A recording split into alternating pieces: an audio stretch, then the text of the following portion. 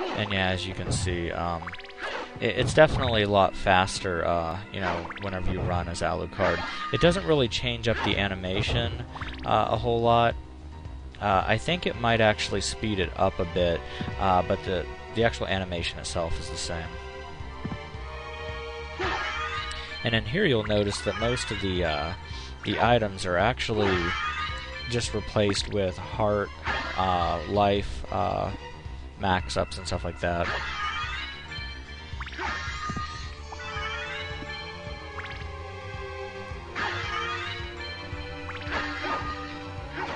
And there's one weapon in there.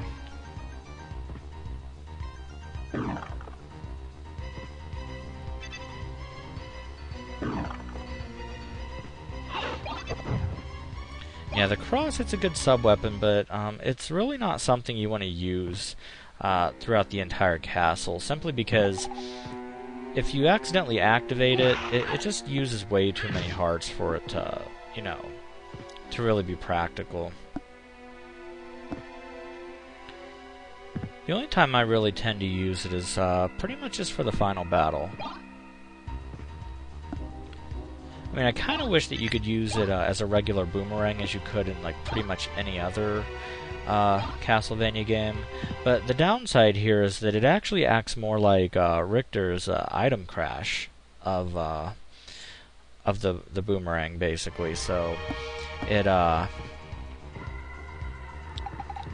just, you know, really doesn't have as much use in this game, in my opinion. It's powerful, but it's kind of overkill for most of what you would, you know, ever use it for. And yeah, this area right here, it's a lot easier to go through in its inverted state, especially since you don't have those flying flea men all around. So what we'll do is we'll go down here, break open the wall.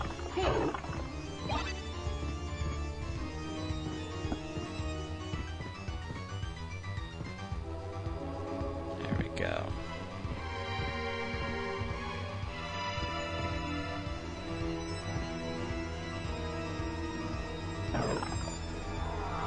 And I'll use bat form to break open this wall. And yeah, this is a really nice sword here. It's not something I use a lot, mostly because it's a two-handed sword. But the nice thing about it is you can use it to actually create like copies of enemies, basically, and you can have them attack for you. So it's actually a really neat weapon. It's not a really practical weapon, but you know, definitely one of the more interesting ones in the game.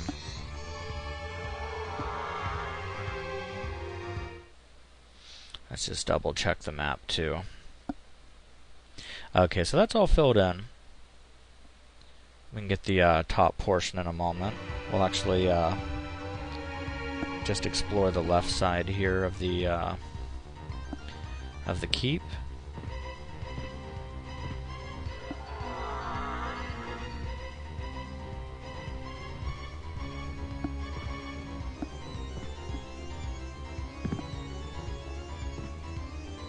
Library card. Yeah, now the library card, even when used in the inverted castle, it'll still return you to the original castle's library. More so because that's the only real shop in the game. You'll find that the library in this one, it's really only enemies in there. So yeah, there really wouldn't be as much use for a library card in this castle.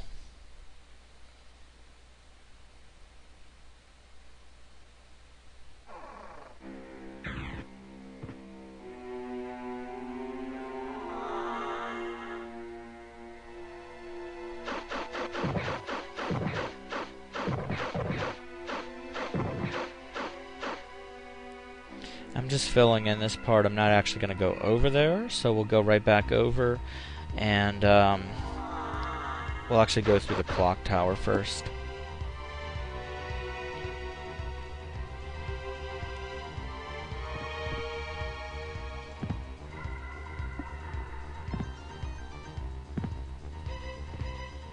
Gotta save first.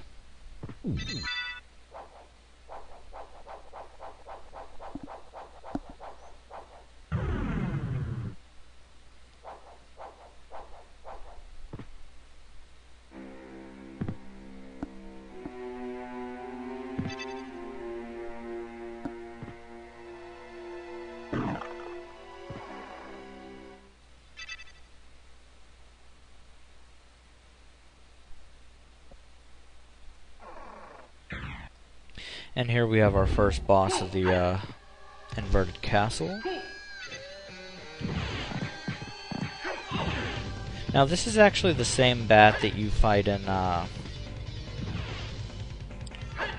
like the original Castlevania. In fact, you'll find that all of these, well, the main bosses in here that you actually need to progress in the game, you'll find that all 5 of them are actually based on the original Castlevania bosses, and instead of actually giving you like life max-ups, they actually give you pieces of pieces of Dracula's body, or in this case, like his ring.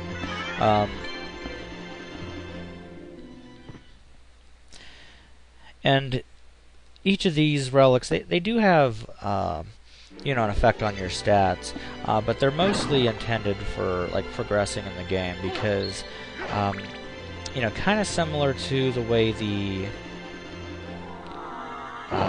like the gold and silver ring actually work in the first castle, you'll need these pieces to actually access the center of the castle in this one. So that's really one of the last things that we'll actually do, even though we'll actually have the items ahead of time. It's just that I plan to thoroughly explore this castle first.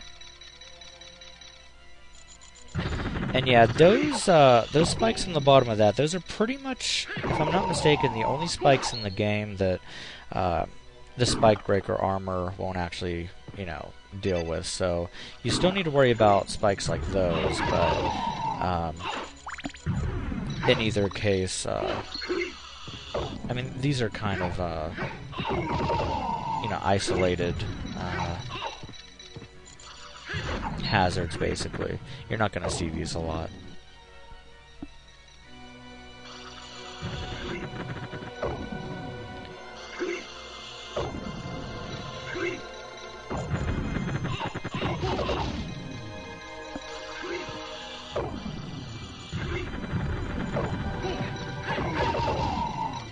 Yeah, you can get some TNT from them, which is actually a really powerful throwable weapon, but again, it's not something I use a lot without a duplicator. Honestly, I usually don't even really go for the duplicator anyway, because it's well, it's a hassle to get unless you know, do an exploit to get it, and it's, I don't know, it's a little too overpowered, and also it breaks the game a little bit too much. It's just really boring using like throwable weapons and stuff like that, and exploiting them like that. I mean, because it's like, I mean, it's kind of on par with like using like a gun, like in a game. I mean, even though, you know, games with guns can be fun, I've always just you know, found more enjoyment in ones that actually use swords and whatnot. So kind of try to stick with that in here. I mean, even though I do like traditional Castlevania games with, like, you know, the whips and whatnot, I've always just, you know, preferred the swords.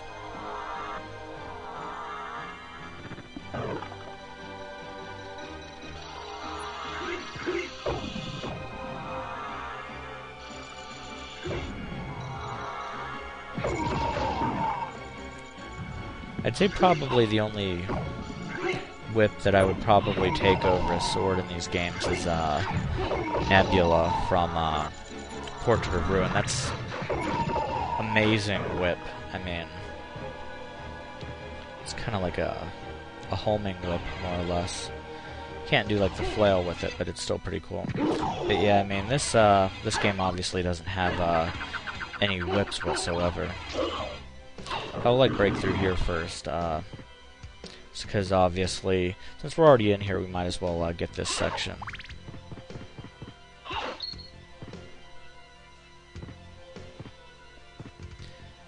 And as you'll see, it's you know, certainly not as populated as the original clock tower was.